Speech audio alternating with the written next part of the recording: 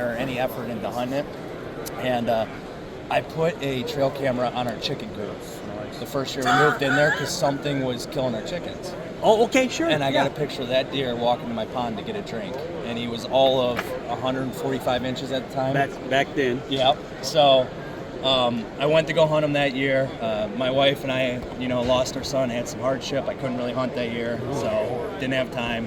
I remember when we got home from the hospital, it was like peak COVID. I had a fever, like 103. I had COVID, and he came to the feeder once that I had out in that area. You're allowed to bait in that area.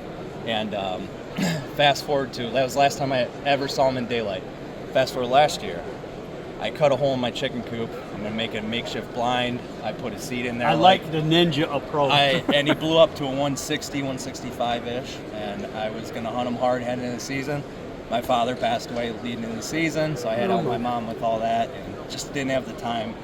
Heading into this year, I knew he made it because last year, early or mid-November, he lost his right side. I don't know if it was a fighting, I don't know.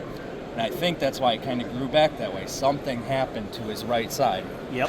Fast forward this year, my wife and I are coming home. We just had a newborn, so I have 5-month-old son. Congratulations. Thank you. Yeah. And it was like August, and we're coming home, and we see this buck in velvet eating in a clover field across from my house. And you could just see it in the headlights, like it was right on the ditch line. And I was like, oh my God. This is something. And my wife looked at me, was like, that's the biggest deer I think I've ever seen. He went MIA, and I had no photos of him. I had heard some talk around some other people looking to hunt the deer around, throughout the neighborhood. Yeah. There's a guy hunting 2 properties over who was just not keeping it close to. He was like sending pictures of it around. Oh. Yeah. Long story short, October 3rd, they were brush hogging the field across the street, and I was like, told my wife, I'm like, man, I wouldn't be surprised. That was his summer range if he showed up. He showed up that night hitting one of his community scrapes. I hunted him so hard. He was regular, but it was always 5 a.m. So I knew he was close to his bed. I thought I was. I couldn't get permission from neighboring property, but I did get permission to access from neighboring property, which is the only reason I ended up being able to harvest that deer. Because of wind direction? So, correct. So on the 16th, I was hunting another deer that I was after about 20 miles from where that one was. And I get a daylight photo of that one at 10 a.m. walking right past that community script. Like, oh my gosh. So I ran over there, I put up a mobile set, got up in there, sat all day, nothing. Next day was a Monday, and I had to go to work. There was stuff going on I couldn't call off. And he came in.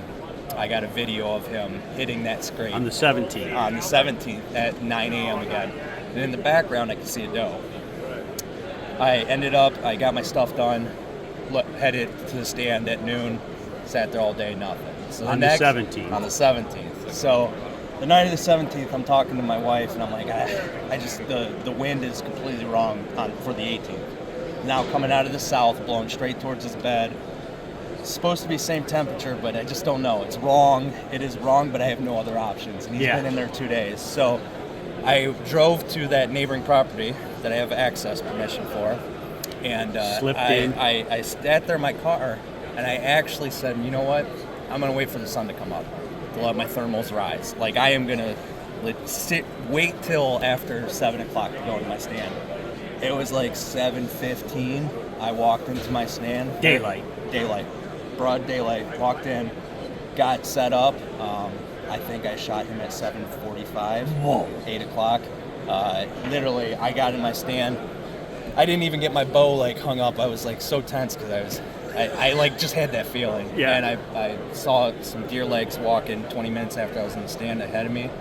Put my binos on them, and all I saw was that right side. And I lost. I seriously was shaking so uncontrollably.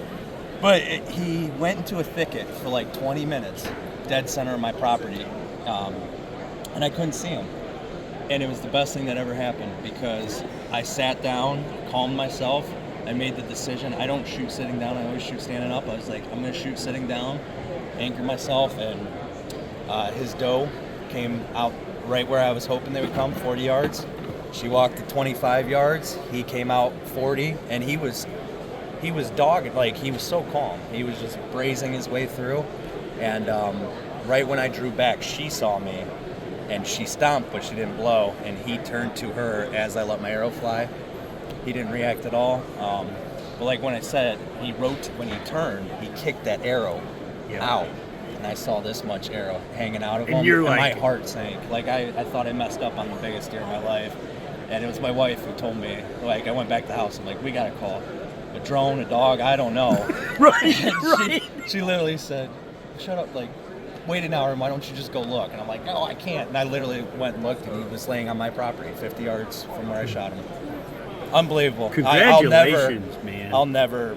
That deer changed my life in so many ways. Yeah, I don't know. What did he score? 190 inches and 7/8. 190 and 7/8. That's gross. Yeah. Yeah. Yep, and that's not drying period and all that, but that's in Buckmaster's score. Okay. Yeah. So insane. Absolutely insane. He's got it